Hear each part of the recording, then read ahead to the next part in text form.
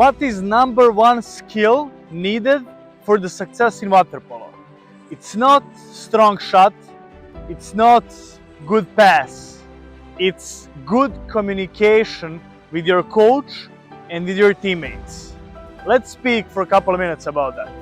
The first rule is that every player needs to speak with their coach directly about any issues or challenges they're having in the pool, outside of the pool, or whatever is connected to the water polo. So it's not parents who are supposed to speak with the coach. As a parent, you are not being a bridge between the athlete and the coach. They can speak directly to their coaches. And also, on the other side, coaches will really appreciate if the athlete is coming straight to them and is telling them, hey, coach, I have the problem with this and this part of the game. Can you please help me how to fix that? Or I'm not satisfied with my playing time. Can you tell me what I'm supposed to do better to get more playing time?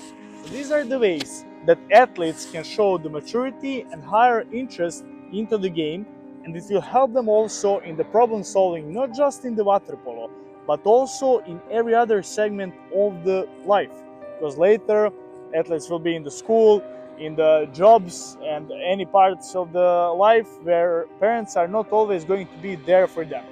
And moving to the next part, why it's good to speak with your coach? Because you can never hit the target that you can't see and you don't know where it is, right? That's why you, as an athlete, you want to understand what are exactly the obligations from you to your team and to the coach. And that's why you need to stay after the practice with the coach or during the practice and tell, hey, coach, in the game I'm playing a wing position or I'm playing the center or goalie. Can you please tell me what are the exact responsibilities that I need to have in this specific game or in general? And if you are satisfying those responsibilities, and even if you're just trying to do that more and more, the coaches will like that, the coaches will appreciate that, and they will give you more and more chance.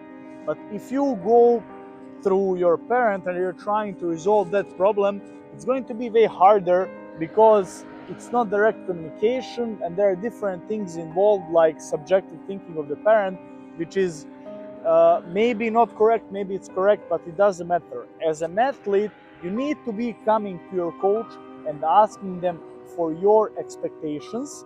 And after you try to achieve something, you'll be going to your coach and saying that you tried and you succeeded or you didn't succeed. And through that part, you're able to be making a progress towards getting more playing time and being more responsible in the eyes of the coach and also in the real life.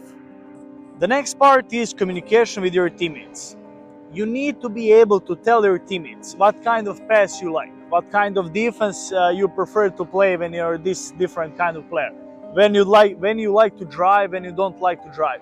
You need to be communicating with your teammates about every single segment of the game, and that will make it way easier for you to play and for them to give you good passes or to let you play what you are the best at. But for that, you need to tell them your opinion on your own game, and in that way it will be way easier to play. The next part is you need to be able to find your role in the team. It's maybe your first time being part of the larger group or first time being part of the sport activity, but how it is the best to find your role is by understanding exactly what their expectations are and trying to work on them.